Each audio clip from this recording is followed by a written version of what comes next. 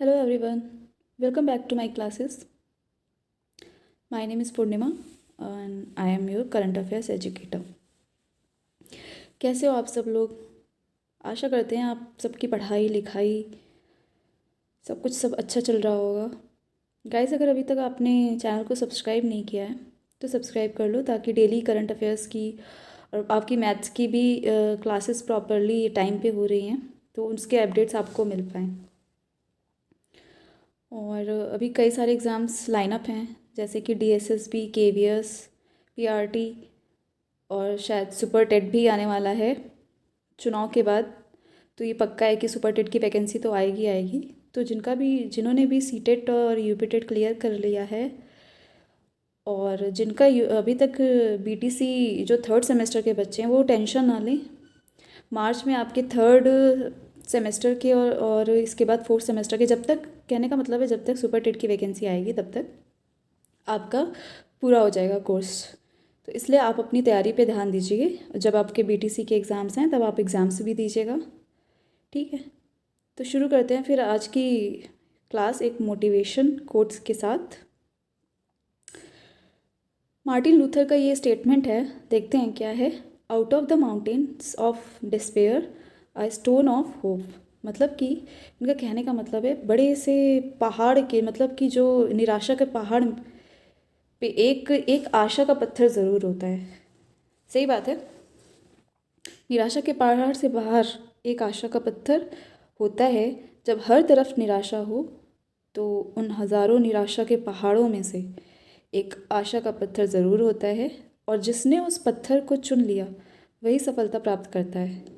ज़्यादातर लोग उस निराशा के पहाड़ को ही देखते रहते हैं, उसी को अपनी किस्मत मान लेते हैं कि ये पहाड़ ऐसी प्रॉब्लम है, इसका कभी कोई सलूशन ही नहीं होगा। लेकिन कोई मतलब कि उस आशा के पत्थर को देख ही नहीं पाता। बहुत कम लोग होते हैं जिसकी नज़र एक होप में जाती है। होप का मतलब है एक कहीं ना कहीं एक होप ज़रूर होती है, उस परेशानी से निकलने की एक रास्ता ज़रूर होता है। और जिसने उस रास्ते को चुन लिया और उसे अपनी ताकत बना ली तो कुछ भी कर सकता है। तो गाइज़, आप लोगों को अपनी प्रॉब्लम्स चारों तरफ, मुझे पता है कि प्रॉब्लम्स दिखती होंगी, बट उन प्रॉब्लम्स पे ध्यान नहीं देना है, उनके सॉल्यूशंस पे ध्यान देना है। उससे बाहर निकल के अपॉर्चुनिटी देखनी है कि क्या कर सकते हो आप लोग, ठीक है। आज के लिए इतना ही ज्ञान। चलिए अब शुरू करते हैं आज की क्लास। पहला क्वेश्चन है, बैंक ऑफ महाराष्ट्र ने ऑनलाइन बैंक खाता खोलने के लिए महाग्राम और निवेश इंडिया फाइनेंस सर्विसेज के साथ मिलकर उड़ीसा में एक प्रोजेक्ट शुरू करने की घोषणा की है। तो उसका नाम क्या है? तो उसका नाम है प्रोजेक्ट बैंक सखी, ठीक है। और बैंक ऑफ महाराष्ट्र के सीईओ हैं एएस राजीव और इसकी स्थापना हुई थी 16 सितंबर 1935 को और इसका मुख्यालय है पुणे में। इतना आपको याद रखना है। भारत में प्ले पास करके एक सेवा शुरू की है। किसने शुरू की है? गूगल ने। गूगल प्ले पास मतलब कि इसमें अनलिमिटेड आप गेम्स खेल सकते हैं, आप इंटरनेट का यूज़ कर सकते हैं, आप अपना मतलब जो भी है, जैसे कि कोई सीरीज़ देख सकते हैं, प्ले बुक हो गया, तो ये सब के लिए आप गूगल प्ले पास का यूज़ कर सकते हैं। तो गूगल की स्थापना हुई थी 4 सितंबर 1998 को। इसका हेडक्वार्टर है कैलिफोर्निया, यूएसए। और इसके सीईओ को तो आप जानते ही होंगे, सुंदर पिचाई, भारतीय हैं ये। विज्ञान और प्रौद्योगिकी भाषा डीएसटी विभाग, तो department of science and technology की साझेदारी में भारतीय उद्योग परिसंघ नई दिल्ली में डीएसटी सीआईआई का है भारतीय उद्योग परिसंघ, council of Indian industries, Bharat Singapore प्रौद्योगिकी शिखर सम्मेलन 2022 शुरू किया गया है। तो यह सम्मेलन का कौन सा संस्करण है जो होने जा रहा है? तो इसका राइट आंसर होगा 28वां संस्करण है। सीआईआई के जो महानिदेशक हैं वो चंद्रजीत बनर्जी हैं। केंद्रीय स्वास्थ्य एवं परिवार कल्याण तथा रसायन व उर्वरक मंत्री डॉक्टर मनसुख मंडाविया ने इंडस्ट्री कनेक्ट 2022 उद्योग और एकेडमिक सिनर्जी पर संगोष्ठी का उद्घाटन किया है। इस संगोष्ठी के आयोजकों में से किन कंपनियों ने भाग लिया था? पहले तो देखिए, ये क्या बोलते हैं, मिनिस्ट्री ऑफ केमिकल और केंद्रीय स्वास्थ्य व परिवार कल्याण व रसायन व उर्वरक डिपार्टमेंट ने भाग लिया। उसके साथ ही 2 कंपनियों ने और भाग लिया है इसमें। तो सीपेट है, CIPET, जिसका फुल फॉर्म है central institute of petroleum engineering and product. और दूसरी है, पहली है सीपेट, दूसरी है फिक्की। ठीक है, ये आपको याद रखना है। अंतर्राष्ट्रीय ओलंपिक समिति IOC ने यूक्रेन पर आक्रमण के जवाब में रूस के जो राष्ट्रपति हैं व्लादिमीर पुतिन हैं से जो ओलंपिक ऑर्डर पुरस्कार था वो वापस ले लिया है। तो IOC का मुख्यालय कहाँ है? तो वो है लुसाने, स्विट्जरलैंड। जो भी ICAR का जो भी पेपर देने जा रहा है उसमें आजकल पूछ रहा है ये सब कि इसका हेडक्वार्टर कहाँ है, इसके अध्यक्ष कौन है, तो आपको ये याद करते चलना है। प्रोफेसर भूषण पटवर्धन को राष्ट्रीय मूल्यांकन प्रत्यानयन परिषद का कार्यकारी अध्यक्ष नियुक्त किया गया है। नाक का मुख्यालय कहाँ है? तो इसका मुख्यालय है बेंगलोर में। ये और इसका फुल फॉर्म है national assessment and accreditation council.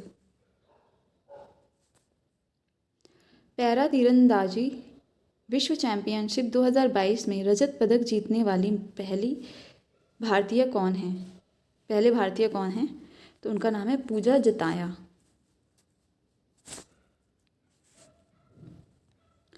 रूस ने दुनिया के सबसे बड़े विमान यूक्रेन के एंटोनोव 225 कार्गो विमान को नष्ट कर दिया है। इसे और किस नाम से जाना जाता है? तो इसका आंसर होगा AN 2025 मारिया। ये आपको याद करना है। ये दुनिया का सबसे बड़ा था विमान जिसको नष्ट कर दिया है रूस ने। ज़ीरो डिस्क्रिमिनेशन डे 1 मार्च को मनाया जाता है। इसका विषय क्या है? तो इसका विषय है नुकसान पहुंचाने वाले कानूनों को हटाएं, सशक्त बनाने वाले कानूनों को अपनाएं। और UN एड्स का हेडक्वार्टर है जिनेवा, स्विट्ज़रलैंड। और 26 जुलाई 1994 में इसका स्थापना हुआ था। और इसके महानिदेशक अध्यक्ष हैं बिनी बयानिमा। ये आपको याद करते हुए चलना है। जन औषधि दिवस 1 से 7 मार्च तक मनाया जाएगा। इसका विषय क्या है?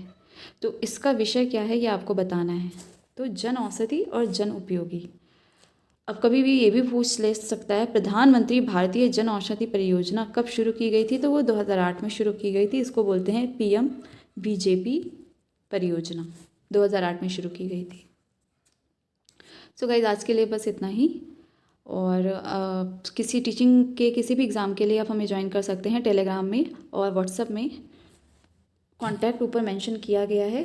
और हम PDF के लिए आप हमारे GRG चैनल को भी यूनिट क्लासेस बाय GRG करके ऐप है उसको डाउनलोड कर सकते हैं, वहाँ आपको PDF मिल जाएगी।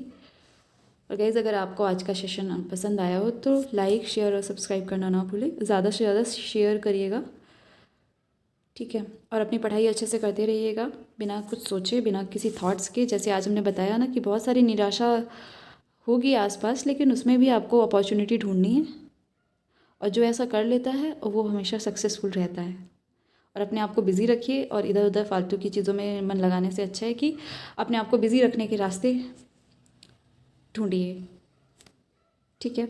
और हमारा चैनल और ये वीडियो देखते रहिए, रोज़ अपलोड होती है टाइम पे करंट अफेयर्स की वीडियो, जो आगे आने वाले एग्ज़ाम्स में आपको बहुत हेल्प करेगी, ठीक है। तो गाइस, अगर आज का आपको वीडियो पसंद आया हो तो प्लीज़ लाइक, शेयर और सब्सक्राइब करना ना भूलें। Thank you.